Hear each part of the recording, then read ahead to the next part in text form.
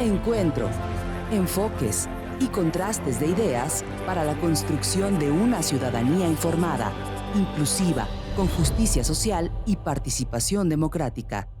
En voz alta. Muy buenas noches, bienvenidos a una emisión más de En Voz Alta, que estamos transmitiendo aquí desde la librería Hugo Gutiérrez Vega en la Facultad de Filosofía de nuestra Universidad Autónoma de Querétaro.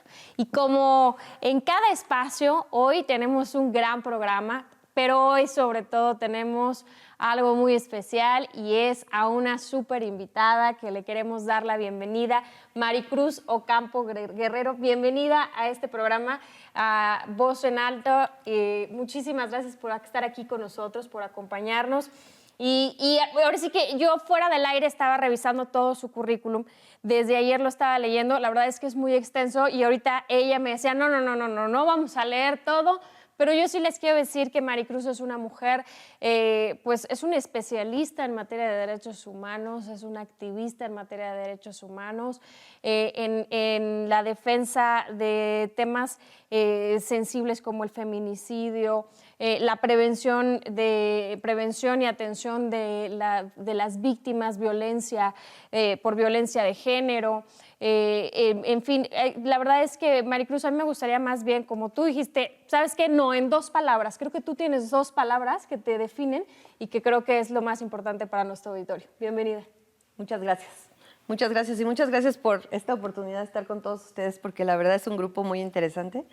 ¿Qué te define? Yo soy defensora de derechos humanos. Eso es lo que yo soy. Así es. Y bueno, pues como cada semana también está aquí Arturo Maciel, bienvenido, gracias.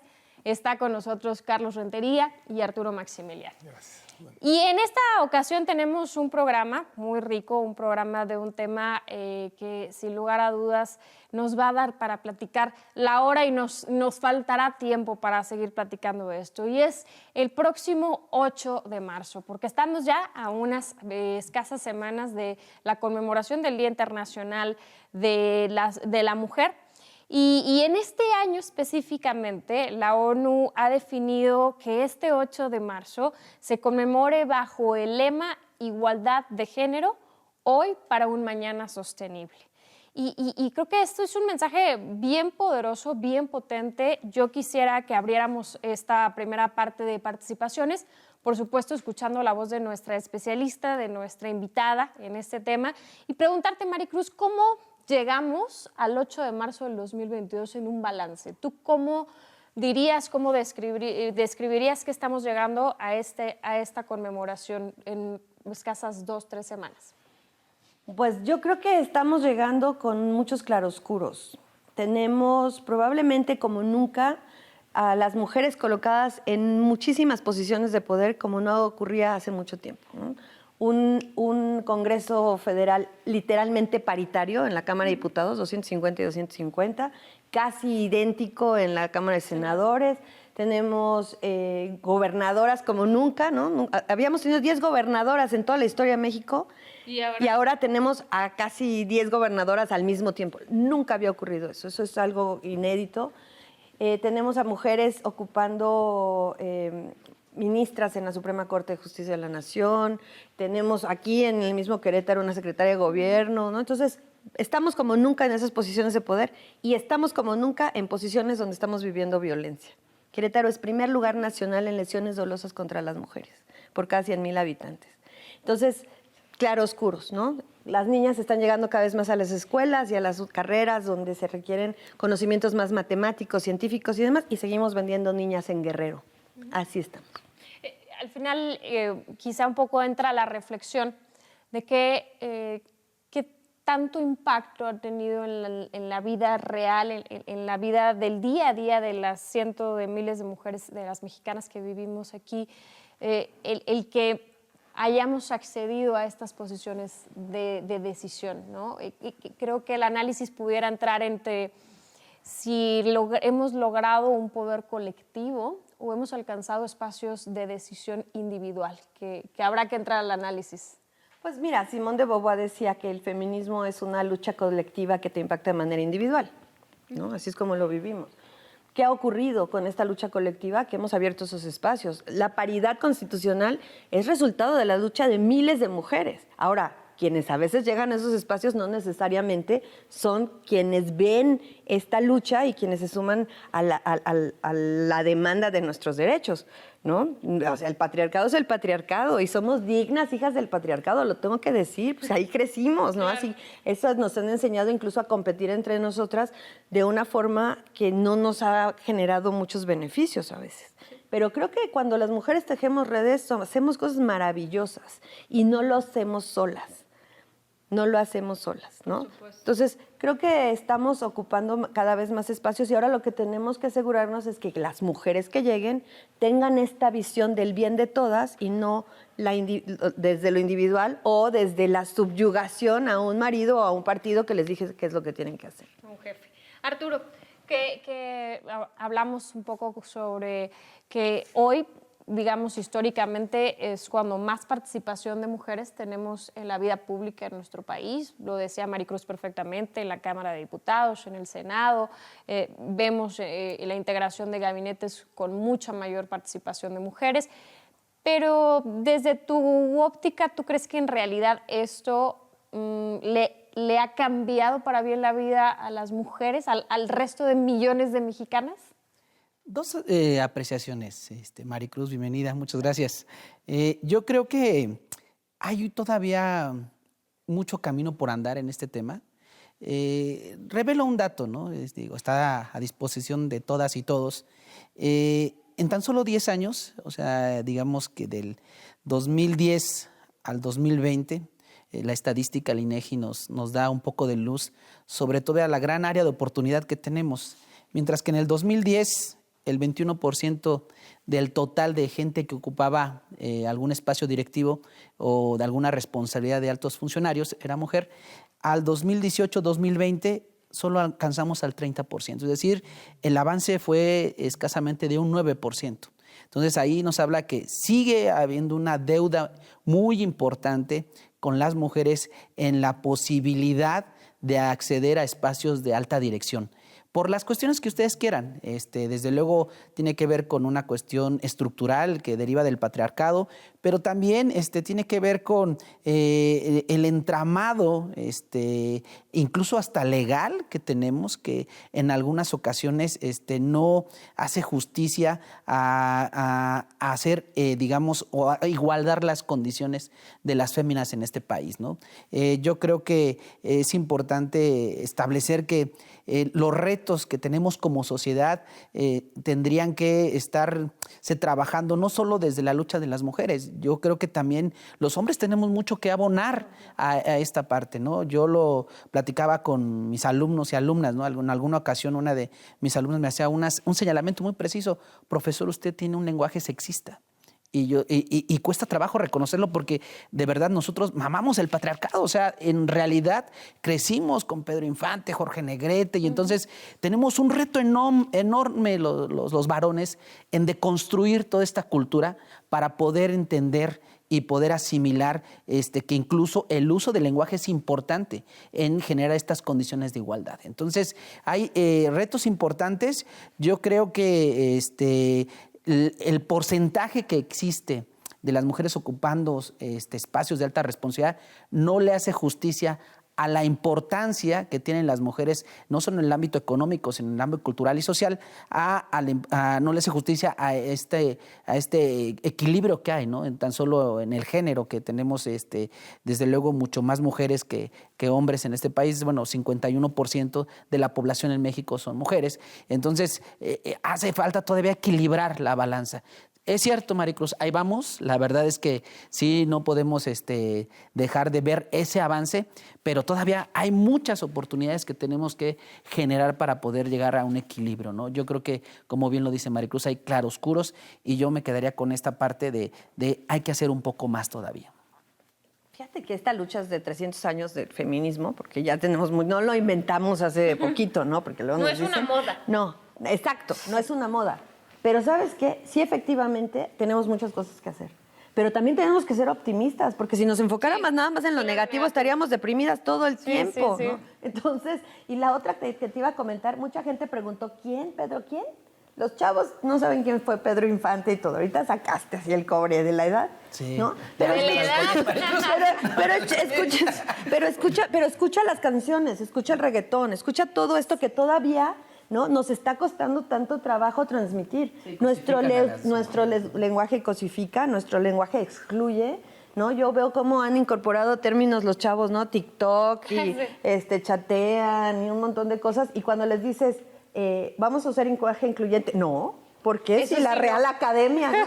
Entonces, también hay una resistencia cultural. Y el problema es que muchos hombres piensan que cuando las mujeres avanzamos les quitamos los lugares. Entonces hay una resistencia para eso. Sí, Hay una por supuesto. resistencia, ¿no? ¿Tú qué piensas, Carlos? Yo creo que se empieza a dejar muy claro que, como dice Maricruz, tenemos que reconocer que por supuesto que hay avances, ¿no? Pero que también hay, yo no le llamaría claroscuros, sino oscuros como el tema de la violencia. Y lo comentamos incluso en el programa que hablábamos, del programa de seguridad estatal. Fíjate que en el caso del Estado, haciendo una memoria, 2 de los 3 poderes ahorita están representados por mujeres. De los 18 municipios, hay 5 candidatas que alcanzaron el triunfo, mujeres, y 13 varones, a pesar de que la mayoría de los partidos desde hace ya varios procesos electorales están obligados a tener mitad y mitad. O sea, el voto aún todavía se conserva, en el caso de las presidencias municipales, mayoritariamente del lado de los varones. Esta es la tercera legislatura con 13 diputadas, con mayoría de diputadas. Pero yo me quedo con la frase de los avances que se han hecho, por ejemplo, de los 4 organismos constitucionales autónomos actuales, de los más importantes, estaba 3-1 y ahora se van a quedar 2-2 o 3-1, perdón, otra vez. La Defensoría de los Derechos Humanos perdió una posición para mujer. Ahorita viene el IEQ, entiendo que la convocatoria va a ser exclusivamente para mujer, pero Entidad Superior de Fiscalización es varón, la dependencia encargada del acceso a la información es varón. Entonces ahora ahí va a haber un desequilibrio en los órganos constitucionales. Me parece que la legislatura no fue un criterio que se valorara. Se está permeando en casi todo, pero me parece que todavía hay un espacio para valorar los organismos constitucionales, que todos, desde luego, pasan por la legislatura del Estado. Pero me quedo con el sabor, quizá para el siguiente bloque, que esta reforma o estas reformas electorales han impulsado el empoderamiento de las mujeres, pero todavía faltan las grandes reformas que beneficien a las mujeres de a pie. Sobre todo en los temas que parecen ser los últimos, que para mi opinión son los primeros. En la medida en la que las mujeres no tengan una libertad económica, me parece que todos los demás avances podrían ser un poco más lentos. Y hay una serie de cifras económicas alarmantes que sí se pueden mejorar desde el aspecto de una política pública. O sea, no es un Estado indefenso. El Estado tiene armas, tiene presupuestos, tiene las herramientas para poder avanzar en el mejoramiento de la economía de las mujeres. Y me parece, como dicen varios teóricos de la economía, el mismo Carlos Marx, que los cambios en la economía propician cambios en la sociedad y no al revés. En el momento en que nos decidamos a cambiar la realidad económica de las mujeres en nuestro país, la historia se va a acelerar en favor de ellas. En favor de todos y todas. Sí. Sí, como consecuencia de que se encuentren las mujeres mejor, nos encontremos mejor. Arturo. María, pues efectivamente creo que yo aquí sigo en tono con lo que platicaba ahorita Carlos, que tiene que ver primero con el marco jurídico, ¿no? Que sí ha habido una reforma, me parece yo, de fondo que ha permitido precisamente los avances que no podemos negar. Efectivamente, Maricruz, nos podemos concentrar mucho en los temas que son que siguen siendo muy dolorosos y que ahorita también trataré de abordar, pero efectivamente me parece que hubo un replanteamiento constitucional precisamente en junio del 19, donde se cambia diversos artículos, sobre todo donde se le da esa equidad constitucional a la mujer y al hombre, y que luego se traduce en artículos que tienen que ver con esta paridad en la parte de los cargos de elección popular, ¿no? Y que permite hoy también pues, tener este número de gobernadoras y otros que me parece que son también temas de voluntad política que no debemos dejar a un lado. Por ejemplo, comentaban justamente esta presencia de las mujeres. Yo abonaría, bueno, la presidencia del Senado, la presidencia del Banco de México, importantísimo, hablando de temas económicos bueno, la Comisión de Derechos Humanos a nivel nacional, en fin, una serie de organismos autónomos y también los poderes, el Consejo de la Judicatura, que por primera vez tendrá ya una paridad, también en la integración de la Corte, que es bien importante precisamente cuando se controvierten los temas que tienen que ver precisamente con estos derechos de género, pues poder contar justamente con esta visión que no esté conformada principalmente por hombres, como era anteriormente en la Corte, ¿no? que predominaban los hombres. Entonces creo que esto ayuda de manera importante. También, y retomo lo que decía Charlie ahorita, porque hay un tema que está dentro de la parte gubernamental, que parece ser que ahí medio la llevamos. Y hay un tema que está en la parte privada, que también hay un rezago muy importante que tiene que ver con la parte de las finanzas personales, y es que las mujeres hoy en día siguen ganando menos que los hombres cuando realizan el mismo trabajo. Y en esta autonomía, en esta independencia, en esta libertad que necesitan también las mujeres precisamente para generar todavía con mayor agilidad este cambio, también tenemos que tomar en cuenta esta situación que a veces es subjetiva en su regulación, es decir, exigirle a una empresa a veces no es tan sencillo porque no siempre es tan fácil equiparar trabajos, pero ese es un elemento. Otro que es un tema de discriminación. El ascenso de la mujer en el ámbito público o privado y la pura insinuación de que no tenga que ver con su capacidad. Ese es otro tema bien importante que tiene que ver a veces con el sector público, con el sector privado, pero tiene que ver con el trabajo, con el ascenso, con el posicionamiento en cargos y que pudiera tenerse siempre este estigma que me parece lamentable. Yo creo que construir sobre esta idea que nos comenta Arturo, decir, ¿qué tanto también es parte de este proceso que tenemos que llevar de construcción? Porque socialmente muchas veces el comentario natural, cuando tú ves que a una mujer le va bien, cuando ves que una mujer tiene éxito, que va creciendo profesionalmente, híjole, es prácticamente seguro que algún comentario al respecto va a poner en tela de juicio o a dudar el por qué logró alcanzar esas metas, sus objetivos, y que por supuesto, como bien dices, no tiene que ver directamente con su capacidad. Esos techos de diamante, porque así se les llama, o sea, porque nosotras las mujeres tenemos techos de todo, de cristal, de concreto, de diamante, pisos pegajosos, todo, porque son las cosas con las que nos enfrentamos. Sí, con las que vivimos en el día a día. Esos techos de diamante que así se les llama, ¿no? Esta idea de que las mujeres no llegamos por capacidad, sino porque somos unas promiscuas que nos acostamos con todo el mundo, porque así nos dicen. Literalmente. Okay, así es, seguramente, ¿no? Sí, y además te inventan un montón de cosas. Sí. Fíjate cómo siempre está relacionado alrededor de nuestra sexualidad, ¿no? O sea, tú puedes hacerlo y es el ejercicio tuyo de tu sexualidad, pero nuestra sexualidad constantemente está siendo cuestionada. Sí. Entonces, ahí tenemos un problema. Ahorita lo que decías, Arturo, tienes muchísima razón.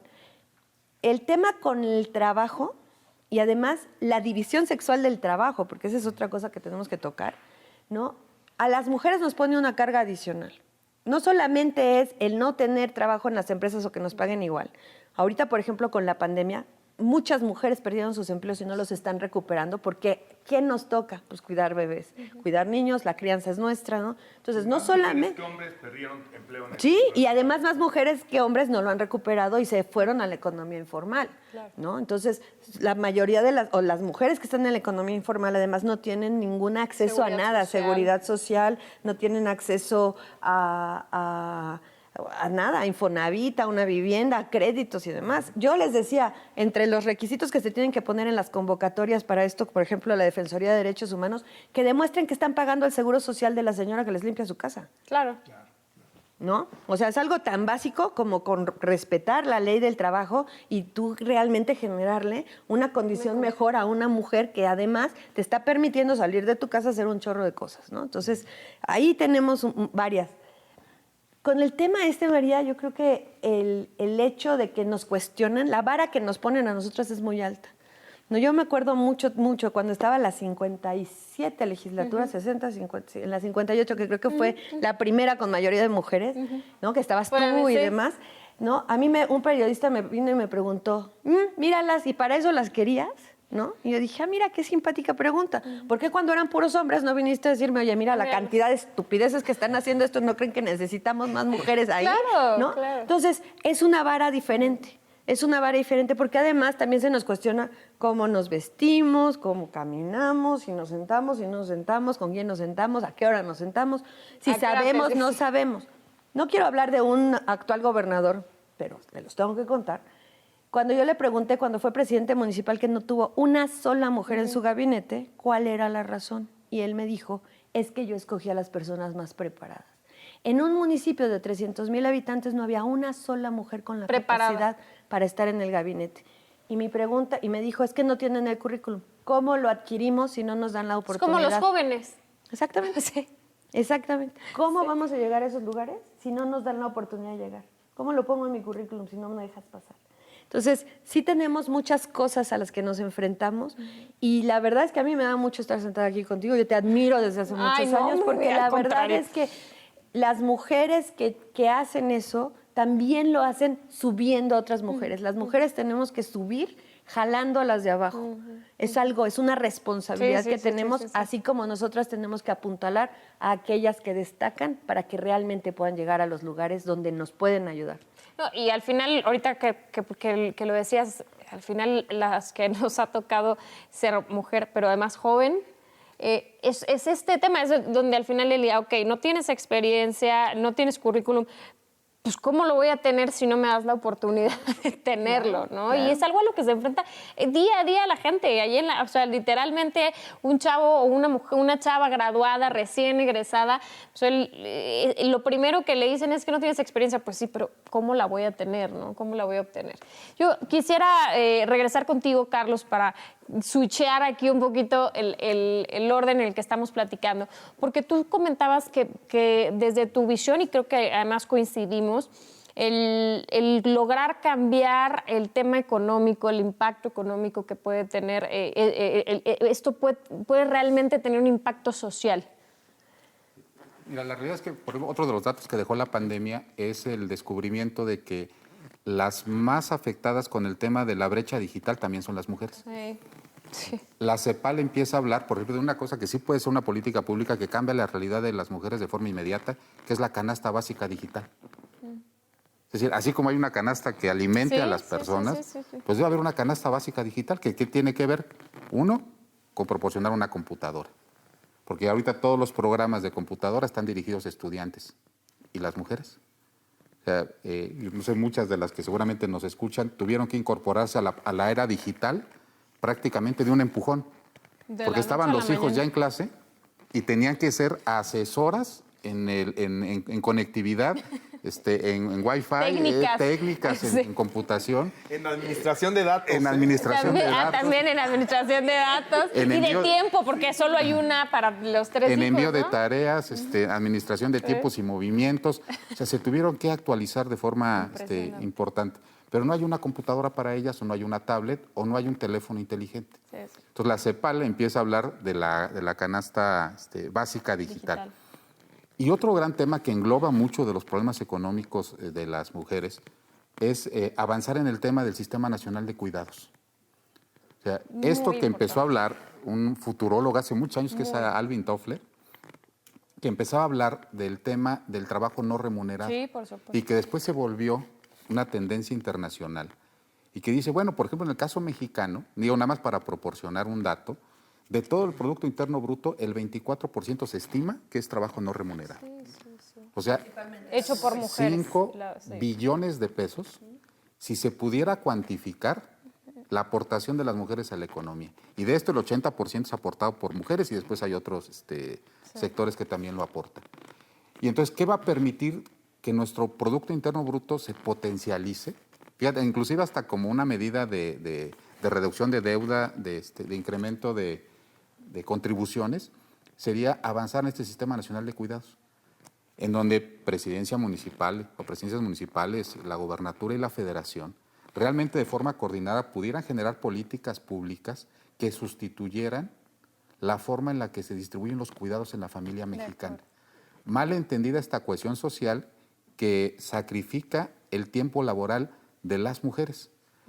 Hoy, por ejemplo, me quedo con el caso que decía Maricruz, 1 de cada 10 mujeres incorporada al trabajo laboral es en el servicio doméstico. Así es.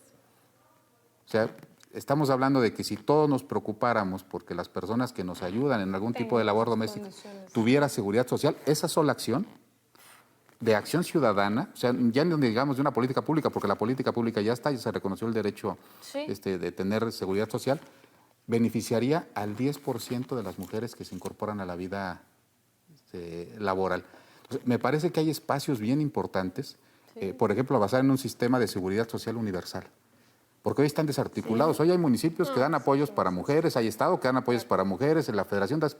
Pero el sistema de protección universal debería tener 2 etapas y debería ser coordinado. Claro. 1, acceso a servicios de seguridad social, en particular medicinas y medicamentos y atención hospitalaria, y transferencias de dinero en efectivo. Pero no padrones diferenciados, no uno de la federación, los estados y los municipios, sino uno solo para que realmente pudieran llegar las cantidades coordinadas que las mujeres necesitan para poder incorporarse a este sector económico, ¿no? Necesitamos aplicar perspectiva de género en la política pública. En el momento en el que tú no haces un análisis del impacto diferenciado que van a tener las acciones en un sector de la población, como en este caso en las mujeres, en ese momento las borras. Y entonces regresamos a asistencialismos, a que aprendan a hacer conchas, porque ahora hacen pan, ¿no? Y jabones y demás. En lugar de, por ejemplo, esto que tú dices que es muy importante, ¿no? Todo el tema de la canasta digital, las mujeres estamos fuera de la tecnología. Al final lo hemos comentado prácticamente en todos los temas que hemos platicado en este programa, siempre sale el tema de que falta la perspectiva de género. O sea, es falta ver el cómo ponemos en una igualdad de condiciones a las mujeres, porque si no las volteas a ver y no construyes esa igualdad de condición, al final del día las terminas invisibilizando. Pero imagínate otro gran porcentaje, adultos mayores y personas con discapacidad. O sea, las encuestas más conservadoras dicen que es 1 de cada 10. Pero fíjate... ¿Y quién los cuida? Pero atravesamos ahí. O sea, las mujeres nos sacan como si no fuéramos adultos mayores, como si no fuéramos personas con discapacidad, claro, como si no fuéramos mujeres indígenas. O sea, nos retiran como si fuéramos una mujer, cuando todo eso nos atraviesa y no consideramos la interseccionalidad de la discriminación a la hora de definir cómo atender los problemas. Exacto. Pues miren, el tiempo va volando. Yo quisiera que cerráramos con una idea para pasar al siguiente bloque, que vamos a seguir obviamente platicando. Como yo les dije, nos falta tiempo de este programa para seguir en el tema. Pero Arturo, pues una idea para pasar al siguiente bloque de lo que están comentando tanto Maricruz como Carlos. Me discriminas en tiempo. Vamos a ir al corte. Te prometo que te voy a dejar empezar. Te voy a dejar empezar. No. Fíjate que, María, hay varios datos que a simple vista se ven, digamos, y no quisiera ahondar en la parte pesimista, desde luego, pero que sí nos dejan entrever varias deudas con las féminas en este país. Ahorita que estaban hablando y que Carlos comentaba la parte económica y el impacto de las mujeres en la parte económica, me saltó un dato, ¿no? El tema de la brecha laboral que hay entre hombres y mujeres nos genera, por ejemplo, que a las mujeres a la semana se le cargan 13 horas más de trabajo. Por ejemplo, ese dato. Ese dato es una cuestión que hay que ver desde la legislación, cómo podemos abonar, ¿no? Estoy entre puras abogadas y abogados, supongo que algo sabrán de ese tema. También la otra parte de esto implica de manera directa en el tiempo libre que tienen para dedicarse a seguirse formando en otras cosas, ¿no? Sí. O sea, tienen menos tiempo libre a la semana, es decir, 4 horas menos a diferencia de los masculinos, para dedicarlo a lo que ellas quieran. Entonces, esto también tiene un impacto, desde luego, en las mujeres. Mi Artur, te voy a cortar ahí, pero te prometo que te voy a reponer Mariana. Tu tiempo. Y más bien quisiera que quienes nos están viendo, por favor, nos escriban a través de las redes sociales, porque exactamente esto es, ¿qué tanto tiempo libre tienes y en qué lo empleas, en qué lo usas para ti? Creo que eso sería muy bueno saberlo a través de las redes sociales de En Voz Alta. Volvemos. Continuamos en Voz Alta. Bueno, pues ya volvemos y como se lo prometí a Arturo Marcial, el tiempo es tuyo. Arturo Marcial, María. Marcial, perdón, ya te No me estoy, confundas con ya Maciel, te estoy por cambiando favor. el apellido, tienes toda Hay la una razón. diferencia enorme de generación y de valores. Ya ves por qué se va alejando, no. Sí, sí. No, porque yo también me he rotado, ¿no? Sí. Estoy más a la derecha, pero no precisamente. Pero no por mi culpa. Compartir. No, pues mira, María, yo creo que hay que ver los datos no solamente como una cifra en frío. Los datos reflejan algo, nos dan un norte. Y ya se ha ahondado aquí sobre las estadísticas y cómo estas impactan en una vulnerabilidad mucho mayor, o bueno, cómo reflejan la vulnerabilidad de las mujeres, ¿no? Un dato que también me llamó mucho la atención fue el trabajo doméstico. 7 de cada 10 personas que realizan trabajo doméstico en este país son mujeres. Y el salario promedio es de 5,600 pesos. ¿Qué hacemos con ese salario? Y ahí entra otro tema de manera transversal que tiene que ver con digamos, el acceso de las mujeres también a la movilidad social. Y cómo ese entorno donde se desarrollan las mujeres, pues bueno, también las hace más vulnerables, ¿no? En cierto sentido. Me llamó mucho la atención y yo creo que ahí podríamos ir encaminando la discusión a esta parte del tema de los feminicidios en este país.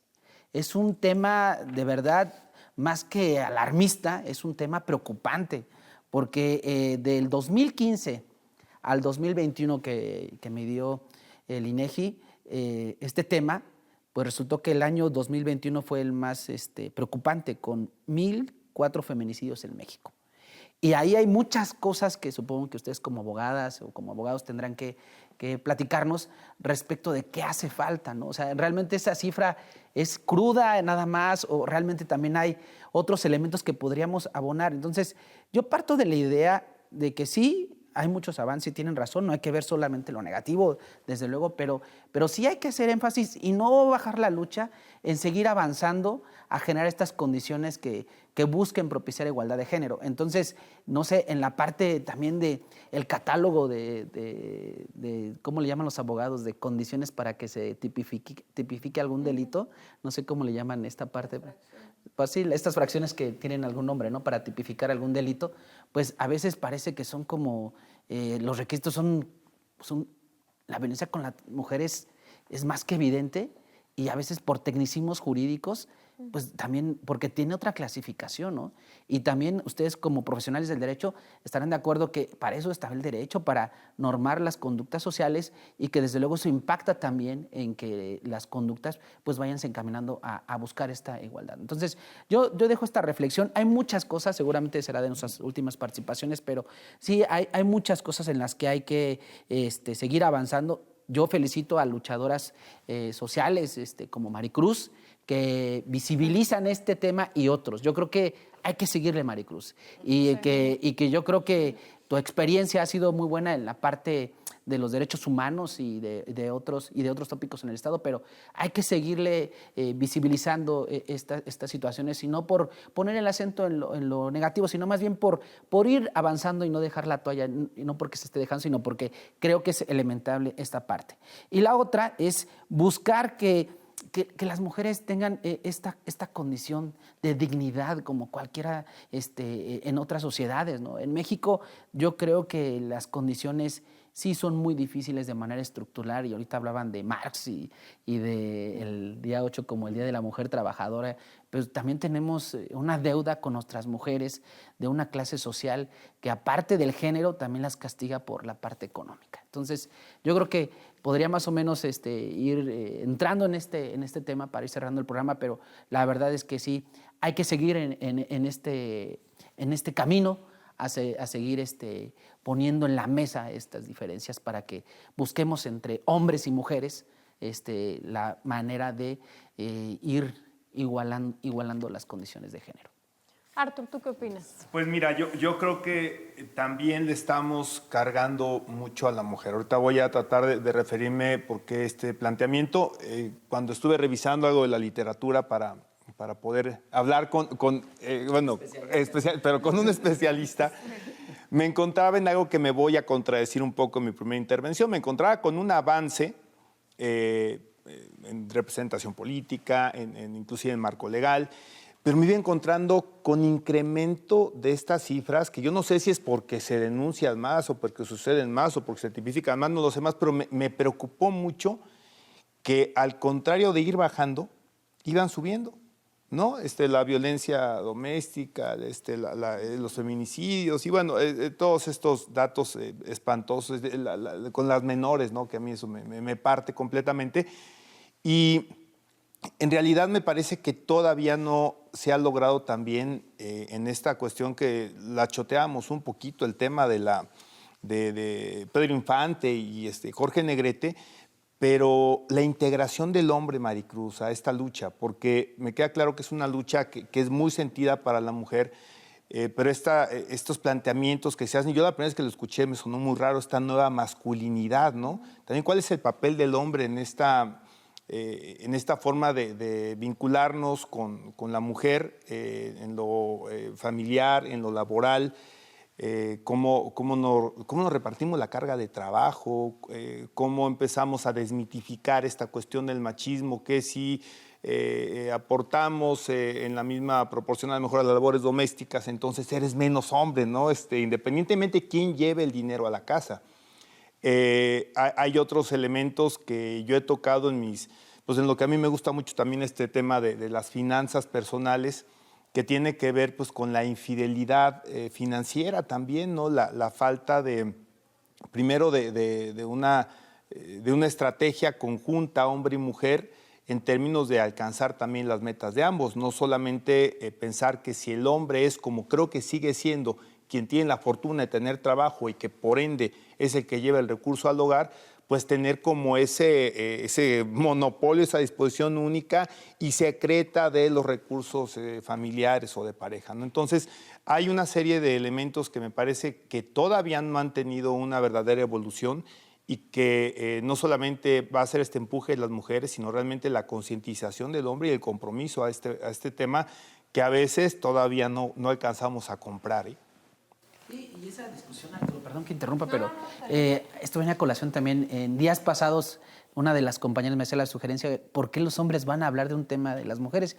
Y platicaba con alguno de los integrantes de esta mesa y decíamos, bueno, pues sí, o sea, también nos corresponde a nosotros entrar en la discusión, en dado que también gran parte de responsabilidad de los atropellos a veces vienen de un masculino, también desde luego vienen de las femeninas, ¿no? Pero yo creo que también es importante hacer conciencia que es una lucha también de los hombres, ¿no? O sea, es bien difícil, Maricruz, yo lo sé, porque hay posturas un poco más, más radicales, ¿no? Pero sí, yo la verdad a veces sí me siento mal, ¿no? De no poder expresar alguna injusticia o ir a una manifestación. A mí me gustaría estar en alguna, pero, a ver, es de féminas y eso. Y es un poco difícil, pero también es muy respetable.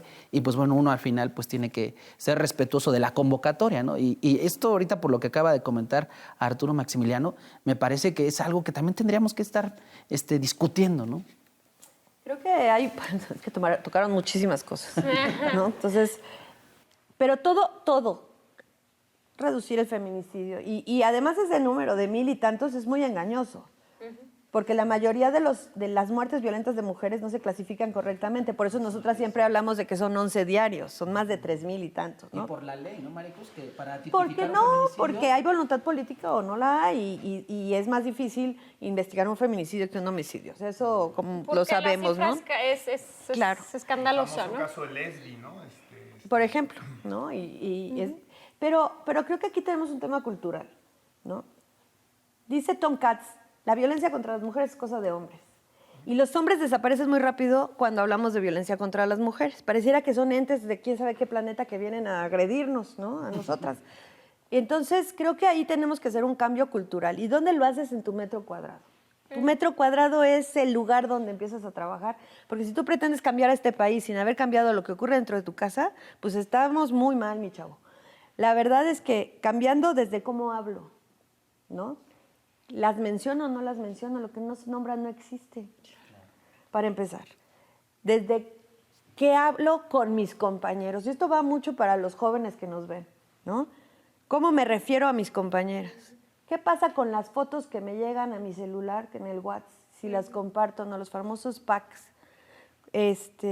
Cuando estoy hablando con ellas, por ejemplo, estoy pensando realmente en su capacidad o realmente le estamos pidiendo que ella se haga cargo del trabajo que vamos a hacer todos y ella lo teclee porque es mujer y las mujeres tienen que hacer teclean, ¿no? En la talacha.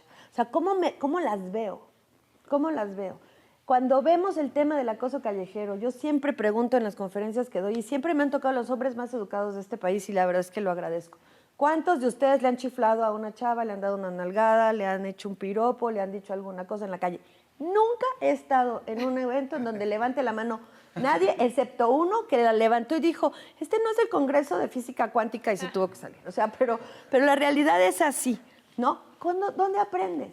Todo eso de lo que nosotras nos quejamos, porque la realidad es que nos da terror muchas veces caminar en la calle. Tenemos que cambiar la forma de vestir, porque depende de por dónde vamos a pasar, cómo nos vestimos, porque además nos responsabilizan de sus acciones. Tengo que cambiar la ruta, el camión en el que voy. Me subo y a veces las chavas dejan pasar los camiones que van atiborrados porque saben, con total de que no las toquen. Entonces, eso también es parte de nuestra cultura, lo tenemos que cambiar.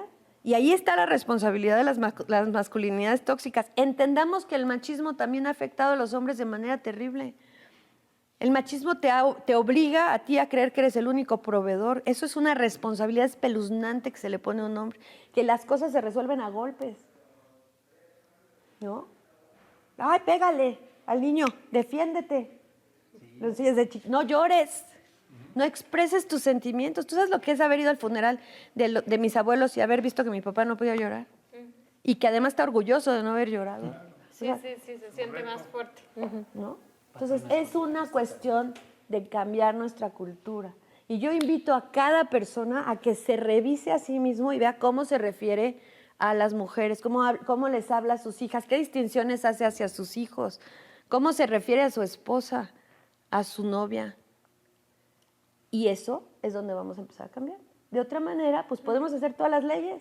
María ha propuesto una cantidad infinita de leyes maravillosas. No cambian si no cambiamos la cultura.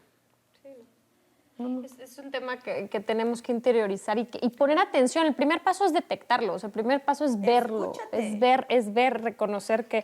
Y sobre eso, Carlos, tú decías algo que es muy cierto. A ver, si tan solo asumiéramos en el ejemplo de las trabajadoras y los trabajadores domésticos, ¿no? En este ejemplo decíamos, bueno, a ver, con que eso hiciéramos, la enorme diferencia que haríamos en la sociedad, ¿no? Esos pequeños cambios, construyendo sobre lo que decía Maricruz, que tenemos que detectar desde nuestro hogar, desde nuestro metro cuadrado, como dice ella, que podemos hacer y que hacen una gran diferencia. Y voy a poner otro ejemplo. Platicando en nuestro kilómetro cuadrado, estamos aquí. Viene, por ejemplo, el tema de la reforma histórico, también, de que la rectora hace el llamado para modificar la legislación universitaria. Algo que parecía tótem, sagrado, ¿no? Ha dado incluido legisladores que se tropezaron en el pasado inmediato por querer tocar la ley orgánica de la Universidad Autónoma de Querétaro y todo lo que esto generaba. Pues hoy, con una valentía importante, toca el tema de que hoy hace falta reformar la legislación universitaria. Y eso lo vamos a tener en próximos días. Sería interesante tener un programa sobre el tema de la reforma universitaria, porque hay que incluir la perspectiva de género. Totalmente. Aquí en nuestra casa, máxima casa de estudios, donde ya la mayoría, entiendo, son mujeres, las que han tenido acceso a la educación universitaria, y la situación que está actual, ¿cómo lo vamos a incorporar? ¿De qué tamaño va a ser? ¿Lo vamos a poner a la legislación universitaria para que afecte los programas de estudio? Todos los que tenemos la posibilidad de haber dado clases o estar dando clases en la universidad, lo incorporamos en el código de ética, en el código de conducta, en los valores, en el lenguaje. ¿Cómo se va a disponer? ¿Habrá una equidad de género en los accesos a la universidad? O sea, ¿habrá un determinado número de espacios reservados para mujeres o para varones? ¿O será acciones afirmativas que se van a tener que implementar y que muchos van a pegar de gritos, ¿eh?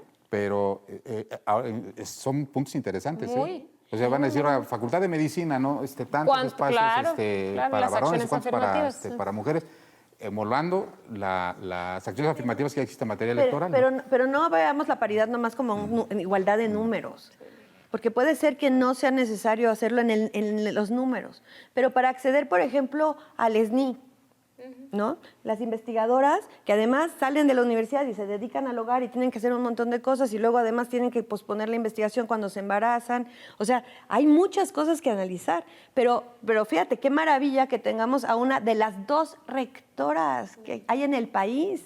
La UNAM tiene más de 100 años, no ha tenido ninguna rectora. La Junta de Gobierno no es paritaria en la UNAM. El número de directores de institutos de investigación y centros de investigación no es paritario en la UNAM. Es nuestra máxima casa de estudios. Ahora ya tienen una coordinación de género que está al mismo nivel de la coordinación de la investigación científica y de la de humanidades.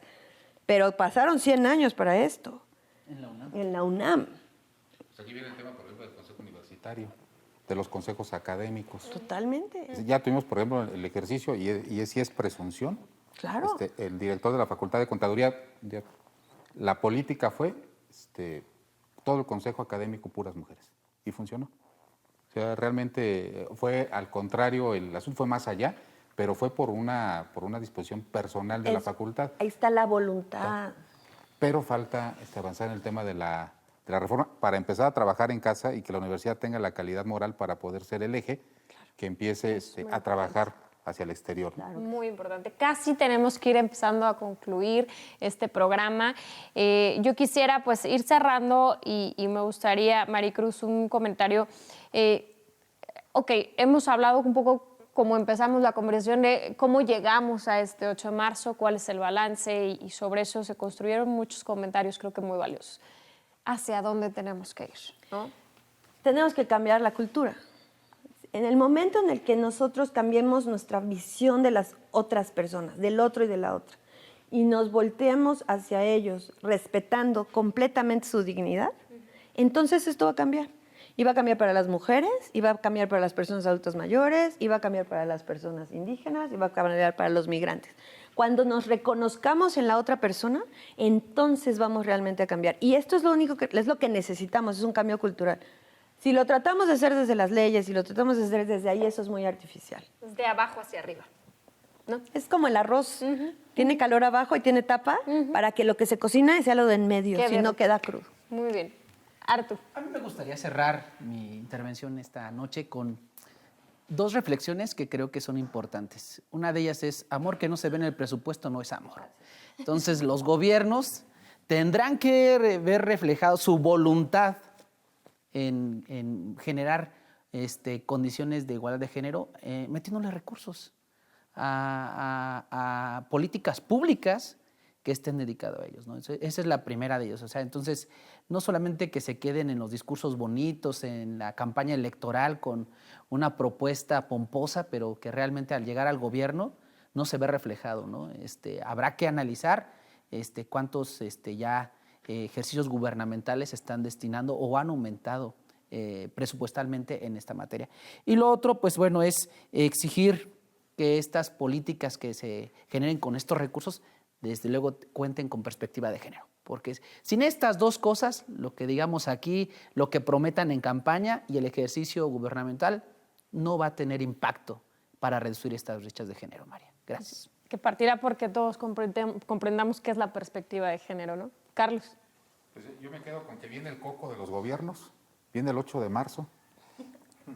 O sea, realmente vienen el tema de las manifestaciones, de las cuales yo estoy totalmente de acuerdo. Ya tocaremos en otro programa qué significan para cada uno el tema de las manifestaciones. Vienen las manifestaciones federales, que al presidente de la República siempre lo ponen muy nervioso.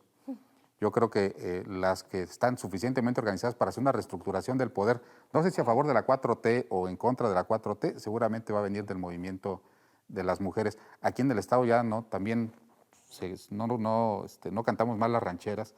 Vienen movimientos interesantes con otro componente. Siempre salían los políticos y los gobernantes en estas épocas a hacer anuncios de programas para las mujeres. Pues ahora no van a poder hacerlo porque tenemos veda electoral. Eso, muero de curiosidad cómo van a resolver el problema de las manifestaciones. ¿Cómo responderán a la manifestación? Artur, por favor. Pues, reiterar que hay una fuerte problemática, que hay unas cifras que no nos pueden dejar a gusto como sociedad, y que a final de cuentas pues es un involucramiento mutuo donde se reconoce muchísimo la lucha de las mujeres y los logros obtenidos y lo políticamente incorrecto, que fuera del aire íbamos a empezar también a comentarlo, También yo creo que en la parte estrictamente gubernamental, estrictamente administrativa, es una gran oportunidad, Maricruz, María, también que lo has hecho tú excelentemente en tus distintos cargos, pero es un momento importante también para demostrar que sí hay un cambio cuando gobierna la mujer. Es bien importante. Ahorita aquí es que tenemos 10 gobernadoras, de verdad, bien, bien importante. Ojalá se logre palpar la diferencia. El estilo de liderazgo de una mujer. Y que no se quede en lo mismo o inclusive que se pudiera ver hasta peor. Ayer una escena, y sé que tras poco tiempo, la escena esta de la fiscal con que la muerde, la que le llevaba la administración de la fiscalía, ¿no? O sea, son cosas que demeritan, me parece muchísimo, evolución o este nuevo replanteamiento de cómo se gobernaría si una mujer estuviera al frente. Entonces, hay un tema que se tiene que cuidar mucho cuando se van logrando estos espacios y generar los resultados que se espera la gente. Que igual también para los hombres, ¿no? No, totalmente, 100%. Lo que pasa es que parece que la promesa era que si se lograba, se desbancaba al hombre, entonces las prácticas serían diferentes. Yo creo que ese es un reto, lo pongo como un reto. Pues el tiempo se nos va y quisiéramos seguir porque estoy segura que todos nos quedamos con muchos comentarios. Seguramente habrá oportunidad más adelante. Les agradecemos como siempre su tiempo, el estar aquí en Voz Alta. Muy buenas noches y nos vemos la próxima semana. Gracias.